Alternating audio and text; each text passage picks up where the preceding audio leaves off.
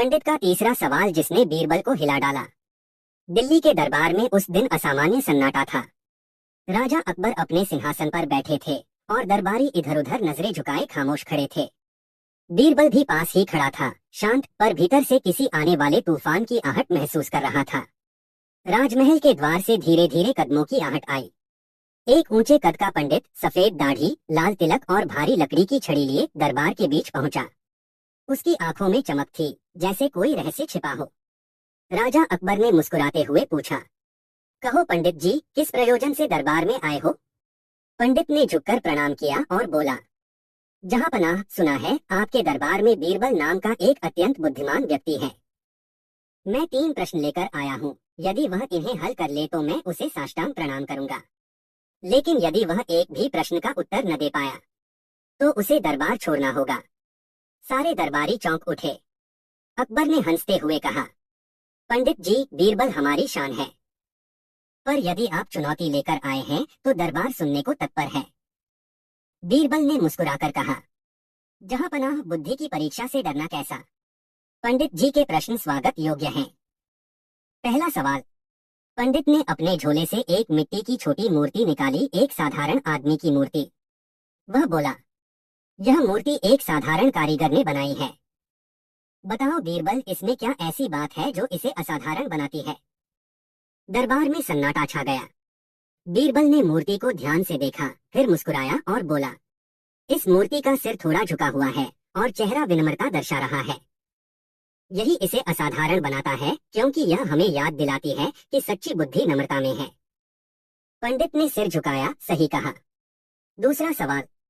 अब पंडित ने अपनी छड़ी से जमीन पर एक रेखा खींची और बोला, बीरबल, बिना इस रेखा को मिटाए या छुए इसे छोटा कर दो। सारे दरबारी सोच में पड़ गए। बीरबल ने मुस्कुराते हुए दूसरी रेखा खींच दी, पहली रेखा से लंबी, और बोला, अब पहली रेखा छोटी लगने लगी।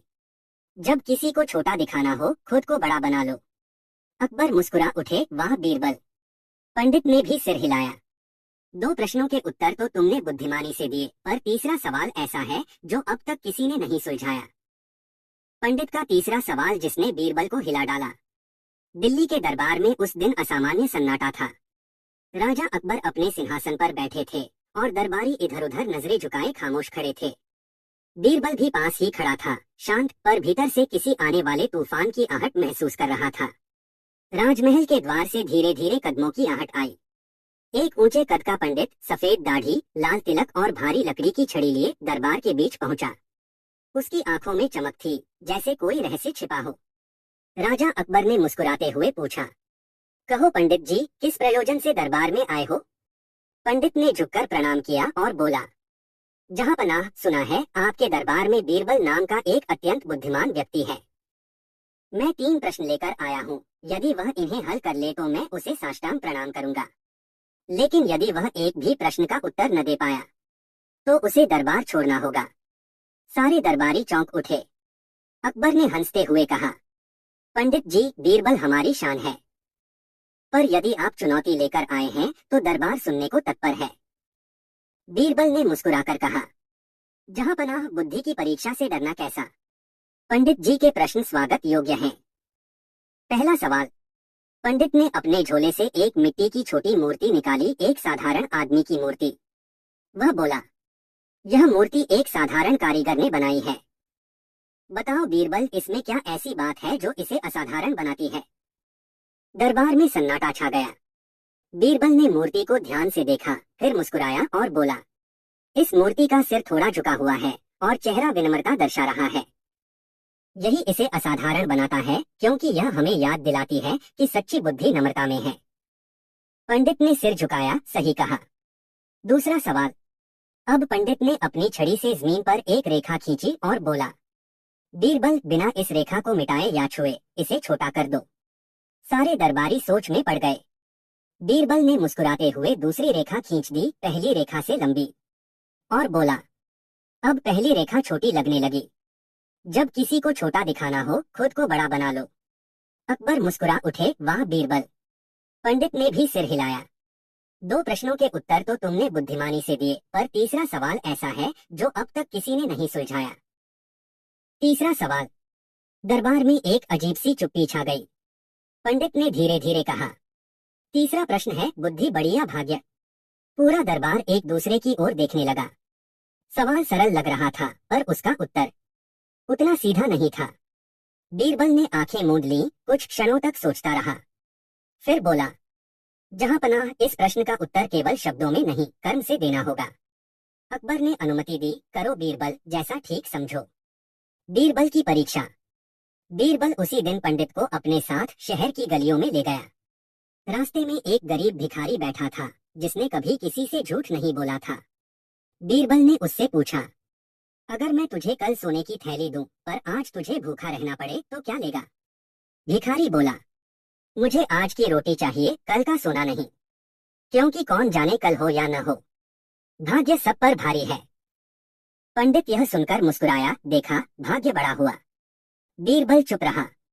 अगले दिन वही भिखारी शहर के चौक पर आया। बीरबल ने उसे वही सोने की थैली दी, पर जैसे ही वह जाने लगा, एक सैनिक आया और बोला, यह थैली दरबार की है। भिखारी डर गया। बीरबल ने समझाया, यह परीक्षा थी। फिर बीरबल पंडित से बोला, कल उसका भाग्य साथ था, इसलिए उसने रोटी पाई। आज उसकी बुद्धि काम आई, इसलिए वह चोरी के आरोप से बच गया। बुद्धि और भाग्य एक दूसरे के पूरक हैं, पर जब बुद्धि जाग जाती है, भाग्य भी झुक जाता है। दरबार का निर्णय। अकबर ने ताली बजाई, अद्भुत बीरबल, तुमने न केवल प्रश्न का उत्तर दिया, बल्कि उसे सिद्ध भी किया। पंडित कुछ क्षण खामोश रहा, फिर बोला, जहां पनाह, यह बीरबल कोई साधारण व्यक्ति नहीं, जिसे मैंने हर दरबार में उलझाया, आज उसी ने मुझे अपने विचारों से मुक्त कर दिया। पंडित ने झुककर प्रणाम किया, मैं हार गया। मेरा तीसरा सवाल मेरे ही लिए सबक बन गया। अकबर ने हंसते हुए कहा, बुद्धि वह दीपक है जो भाग्य का रास्ता भी रोशन कर देता है। शिक्षा। जब बुद्धि जागृत हो तो भाग्य भी उसके आगे झुकता है। बुद्धिमान व्यक्ति कभी समय का दास नहीं बनता, वह समय को अपने अनुसार मोड़ लेता है। पंडित का अदृश्य वरदान। बीरबल की दूसरी परीक्षा। पिछली बार की बुद्धि की बाजी के बाद दरबार में बीरबल की जय जयकार हो रही थी। हर कोई उसकी चतुराई की मिसाल दे रहा था, लेकिन बीरबल खुद जानता था, पंडित जैसा व्यक्ति इतनी आसानी से हार नहीं मान सकता। वह कुछ सोच रहा था, तभी दरबार के बाहर से एक आवाज आई, जहां पनाह, वही पंडित पुनः उपस्थित है। सारा दरबार एक पल में शांत हो गया। अकबर ने आदेश दिया, उसे अंदर लाओ। पंडित की वापसी। पंडित पहले जैसा नहीं लग रहा था। उसके कपड़े धूल में सने हुए, माथे पर पसीना और हाथ में वही पुरानी छड़ी, लेकिन आंखों में अब भी वही रहस्यमय चमक। वह धीरे धीरे बोला, जहां पनाह, बीरबल ने मेरी चुनौती जीत ली थी, पर इस बार मैं कोई सवाल नहीं, एक वरदान लेकर आया हूँ जो अदृश्य है। अकबर ने भौहें चढ़ाई, अदृश्य वरदान? पंडित बोला, हाँ जहां पनाह, यह वरदान किसी को दिखाई नहीं देता, पर जो इसे पाले उसकी सोच बदल जाती है। पर इस वरदान को पाने के लिए 3 कर्मों की परीक्षा देनी होगी। यदि बीरबल पास हुआ तो उसे वो मिलेगा जो किसी राजा को भी नहीं मिला। अकबर ने उत्सुक होकर बीरबल की ओर देखा। क्या कहते हो बीरबल? बीरबल मुस्कुराया, जहां पनाह, जब तक सांस है तब तक सीखना बंद नहीं करना चाहिए। मैं पंडित जी की परीक्षा स्वीकार करता हूँ। पहला कर्म, सच की कीमत। पंडित बोला, पहली परीक्षा, एक ऐसा सत्य बोलो जिससे दरबार का कोई व्यक्ति आहत न हो, पर हर किसी को भीतर से झकझोर दे। सारे दरबारी चौंक गए। इतना कठिन कार्य कि ना झूठ बोलो ना किसी को दुख दो, फिर भी सबके दिल तक पहुंचे। बीरबल उठा और दरबार के बीच बोला, जहां पनाह, इस दरबार में हर कोई राजा की कृपा चाहता है, पर कोई यह नहीं सोचता कि राजा भी इंसान है जो अकेले निर्णय लेते लेते थक जाता है। सच्चा सेवक वह नहीं जो बस आदेश माने, बल्कि वह जो समय पर राजा को सही राह दिखाए। दरबार में खामोशी फैल गई। अकबर की आंखों में नमी थी। पंडित बोला, तुम्हारा पहला कर्म सफल हुआ।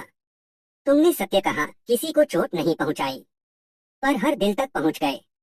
दूसरा कर्म, मौन का उत्तर। पंडित ने कहा, दूसरी परीक्षा, बिना एक शब्द बोले किसी व्यक्ति का भ्रम तोड़ो।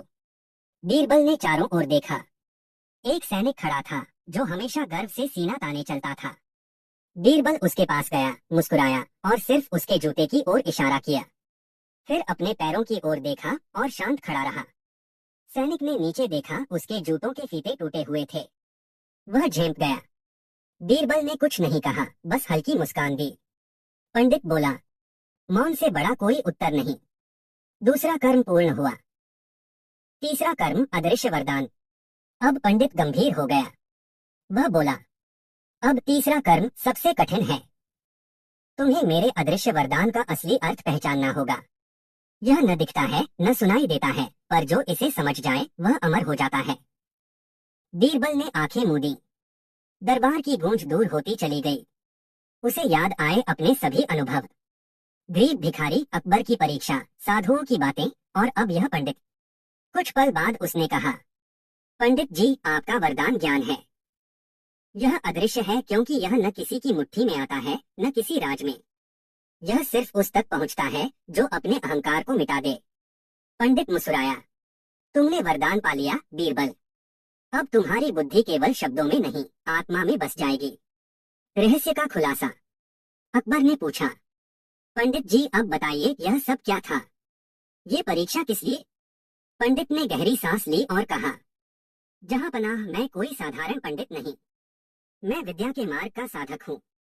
कई वर्षों पहले मैंने प्रण लिया था कि जब तक मुझे सच्चा ज्ञानी न मिल जाए, मैं विश्राम नहीं लूंगा। आज बीरबल ने वह पूर्णता दिखाई है। सारे दरबारी दंग रह गए।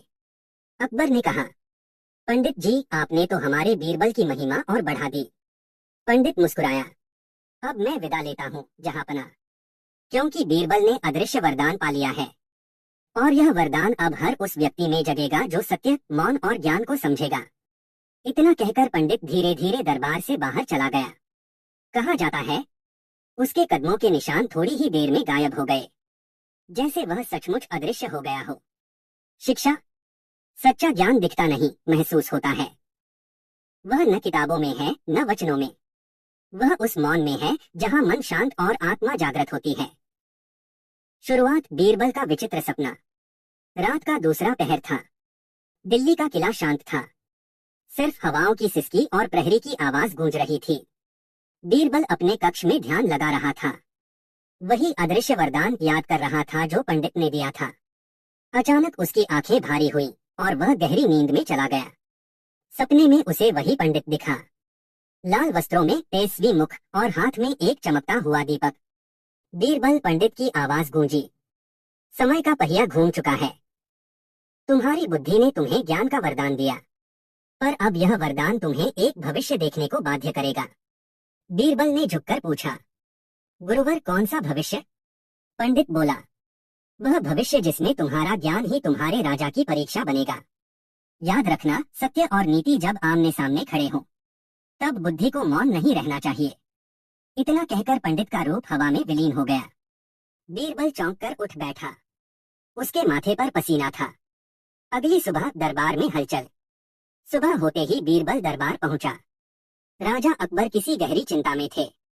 अकबर बोले, बीरबल, कल रात मेरे पास एक व्यापारी आया।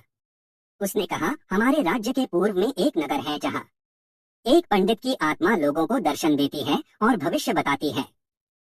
लोग डरने लगे हैं।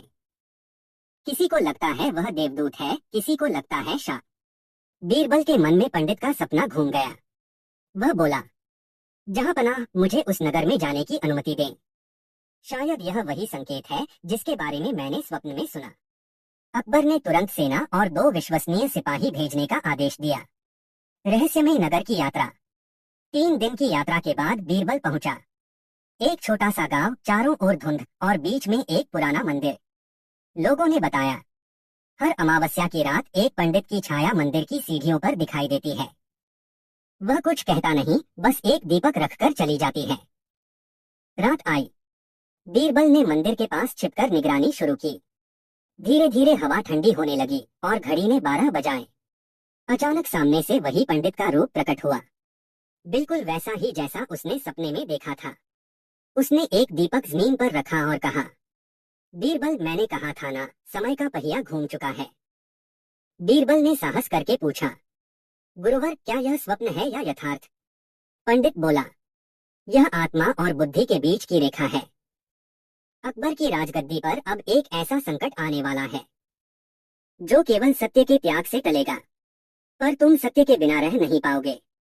इतना कहकर पंडित का रूप धीरे धीरे विलीन हो गया और दीपक अपने आप बुझ गया।